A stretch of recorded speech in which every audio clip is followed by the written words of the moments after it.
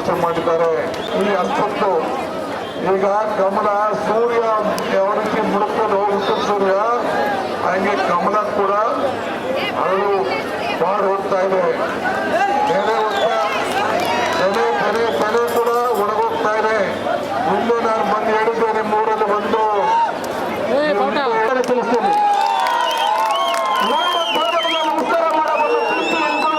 ನಮಸ್ಕಾರ ಹಾಕಿದ್ರೆ ಸಾಕು.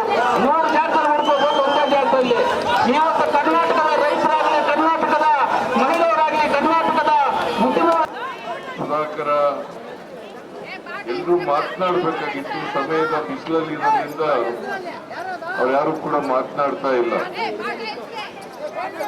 ಈ ತಿಂಗಳು 26ನೇ ತಾರೀಕು ಕೋಲಾರ ಲೋಕಸಭಾ ಕ್ಷೇತ್ರಕ್ಕೆ ಮತದಾನ ನಡೀತಾ ಇದೆ. ನಮ್ಮ ಪಕ್ಷದಿಂದ ಹೈಕಮಾಂಡ್ ಘೋಷಣೆ ಮಾಡಿದೆ. ಈಗಾಗಲೇ ಗೌತಮ್ ಅವರು ನಾವು ಬರೀ ನಿಮ್ಮ ಮತವನ್ನು ಮಾತ್ರ ಯಾಚನೆ ಮಾಡ್ತಾ ಇಲ್ಲ. ಕಳೆದ 10 ತಿಂಗಳಲ್ಲಿ ನಾವು ಅಧಿಕಾರಕ್ಕೆ ಬಂದ ಮೇಲೆ ನಾವು ಕೊಟ್ಟಂತ ಎಲ್ಲ ಭರವಸೆಗಳನ್ನು ಕೂಡ ಈಡೇರಿಸಿದ್ದೇವೆ. ಎಲ್ಲ ಭರವಸೆಗಳನ್ನು ಕೂಡ ವಿಶೇಷವಾಗಿ 5 ಗ್ಯಾರಂಟಿಗಳನ್ನ ನಾವು ಅಧಿಕಾರಕ್ಕೆ ಬಂದ ತಕ್ಷಣ ಜಾರಿಗೆ ಕೊಡ್ತೇವೆ ಅಂತ ಹೇಳಿದ್ದು. ನಾವು ಅಧಿಕಾರಕ್ಕೆ ಬಂದ 8 ತಿಂಗಳಲ್ಲಿ ಎಲ್ಲ ಗ್ಯಾರಂಟಿಗಳನ್ನು ಕೂಡ ಈಡೇರಿಸಿದ್ದೇವೆ. ಕೊಟ್ಟ ಮಾತಿನಂತೆ ನಡ್ಕೊಂಡಿದ್ದೇವೆ. ನಿಮಗೆ ಸುಳ್ಳು ಭರವಸೆಗಳನ್ನ ನಾವು ಕೊಟ್ಟಿರಲಿಲ್ಲ. ಇದೇ ಬಿಜೆಪಿಯವರು ಹೇಳಿದ್ರು ದೊಡ್ಡ ದೊಡ್ಡ ಗ್ಯಾರಂಟಿಗಳನ್ನು ಕೊಡ್ತಾ ಇದ್ದಾರೆ ಕಾಂಗ್ರೆಸ್ನವರು. ಅವ್ಯಾವನ್ನು ಕೂಡ ಜಾರಿ ಮಾಡ್ಲಿಕ್ಕೆ ಸಾಧ್ಯ ಇಲ್ಲ. ಒಂದು ವೇಳೆ ಮಾಡಿದ್ರೆ ಕರ್ನಾಟಕದ ಖಜಾನೆ ಖಾಲಿ ಆಗ್ಬಿಡ್ತದೆ ಅಂತಕ್ಕಂಥ ಮಾತುಗಳನ್ನ ಹೇಳಿದ್ರು. 36,000 ಕೋಟಿ ರೂಪಾಯಿಗಳನ್ನ ಖರ್ಚು ಮಾಡಿದ್ದೀವಿ. ಮುಂದಿನ ವರ್ಷಕ್ಕೆ ಅಂದ್ರೆ 24-25ಕ್ಕೆ 52,009 ಕೋಟಿ ರೂಪಾಯಿಗಳನ್ನ ಇಟ್ಟಿದ್ದೇನೆ. ಬಿಜೆಪಿಯವರು ಹೇಳ್ತಾರೆ ನಿಲ್ಲಿಸ್ಬಿಡ್ತಾರೆ ಅಂತ ಹೇಳ್ತಾರೆ. ಅದು ಹಸಿ ಸುಳ್ಳು. ನಾವು ನಿಲ್ಲಿಸಕ್ ಹೋಗಲ್ಲ. ನಿಮ್ಗೆ ಏನ್ ಗ್ಯಾರಂಟಿಗಳನ್ನ ಕೊಟ್ಟಿದ್ದೀವಿ, ಆ ಎಲ್ಲ ಗ್ಯಾರಂಟಿಗಳನ್ನ ನಾವು ಏನು 5 ವರ್ಷ ಅಧಿಕಾರ ಮಾಡ್ಲಿಕ್ಕೆ ಅವಕಾಶ ಕಲ್ಪಿಸಿಕೊಂಡಿದ್ದೀವಿ.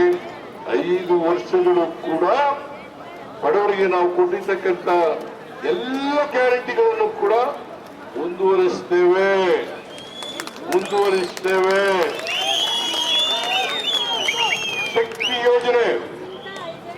ಶಕ್ತಿ ಯೋಜನೆ ಉಚಿತವಾಗಿ ಸರ್ಕಾರಿ ಬಸ್ಗಳಲ್ಲಿ ಪ್ರಯಾಣ ಮಾಡೋದು ಮಾಡ್ತಾ ಇದ್ದೀರಾ ಇಲ್ಲ? ಮಾಡ್ತಾ ಇದ್ದೀರಿ.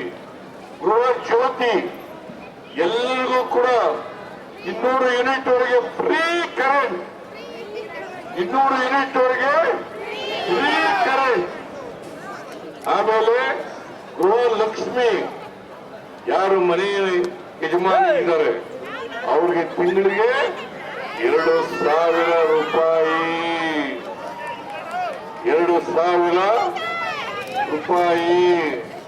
ಇದು ಪ್ರತಿ ತಿಂಗಳು ಕೂಡ 1,17,00,000 ಮಹಿಳೆಯರಿಗೆ ಪ್ರತಿ ತಿಂಗಳು ಕೊಡ್ತಾ ಇದ್ದೇವೆ. ಬಿಜೆಪಿಯವರೇ, ನೀವು ಹೇಳಿದ ರೀತಿ ನಾವು ಸುಳ್ಳು ಹೇಳಿಲ್ಲ, ಜನರಿಗೆ ಮೋಸ ಮಾಡಿಲ್ಲ, ಜನರಿಗೆ ದ್ರೋಹ ಮಾಡಿಲ್ಲ, ಜನರಿಗೆ ಕೊಟ್ಟು ಮಾತಂತೆ ನಡ್ಕೊಂಡಿದ್ದೇವೆ.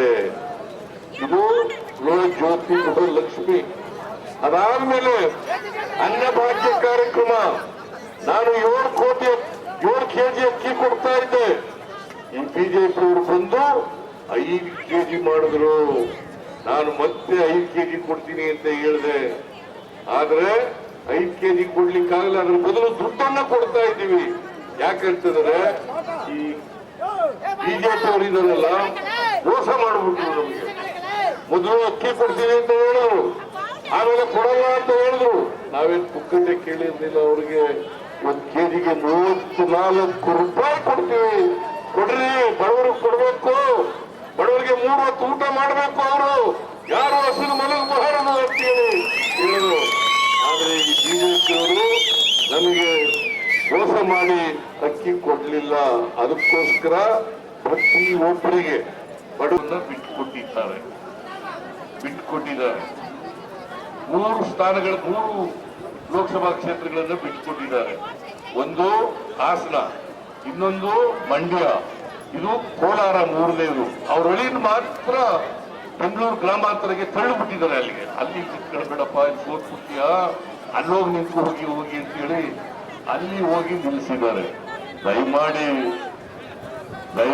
ಕೋಲಾರದಲ್ಲಿ ಈ ಹೊಂದಾಣಿಕೆ ಅಭ್ಯರ್ಥಿ ಇದ್ದಾರಲ್ಲ, JDS ಇದ್ದಾರಲ್ಲ, ಅವರು ಸೋಲಿಸ್ತೀನಿ ಅಲ್ವಾ?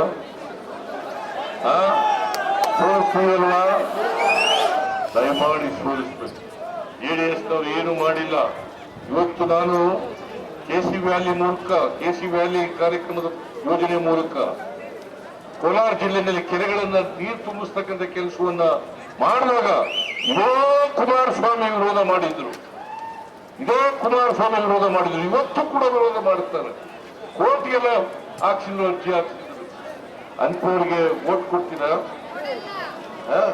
ಇವತ್ತು ಕೆರೆ ತುಂಬಿಸಿರೋದ್ರಿಂದ ಹಸಿರಾಗ್ತದೆ. ಕೋಲಾರ ಎಲ್ಲ ಹಸಿರಾಗಿದೆ. ತರಕಾರಿ ಬೆಳೀಲಿಕ್ಕೆ ಅನುಕೂಲ ಆಗ್ತದೆ, ಹಣ್ಣುಗಳನ್ನು ಬೆಳೀಲಿಕ್ಕೆ ಅನುಕೂಲ ಆಗ್ತದೆ.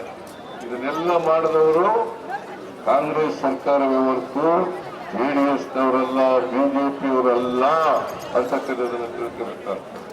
ಆದ್ರಿಂದ ಇವರ ಹೊಂದಾಣಿಕೆ ಅಭ್ಯರ್ಥಿ ಯಾರಿದ್ದಾರೆ, ಬಿಜೆಪಿ JDS ಅಭ್ಯರ್ಥಿ, ಅವ್ರ ಹೆಸರೇನಪ್ಪ?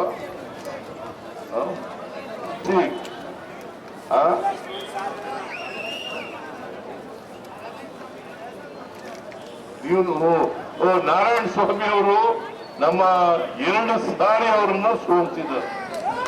ಬಂಗಾರಪೇಟೆ ಶಾಸಕರಾದಂತ ನಾರಾಯಣ ಸ್ವಾಮಿ ಅವರು 2 ಬಾರಿ ಸೋಲಿಸಿದ್ದಾರೆ. ಆ ಸೋತ ಅಭ್ಯರ್ಥಿಯನ್ನ ಕರ್ಕೊಂಡು ಇಲ್ಲಿ ಲೋಕಸಭಾ ಅಭ್ಯರ್ಥಿಯನ್ನಾಗಿ ಮಾಡಿದ್ದಾರೆ. ನೀವು ಇಲ್ಲೂ ಸೋಲಿಸ್ತೀರಿ ಅಲ್ವಾ? ನಮ್ಮ ಅಭ್ಯರ್ಥಿ ಗೌತಮರನ್ನ ಗೆಲ್ಲಿಸ್ತೀರಿ ಅಲ್ವಾ? ಇವೆಲ್ಲ ಕೂಡ 26ನೇ ತಾರೀಕು ಮತಗಟ್ಟೆಗೆ ಹೋಗಿ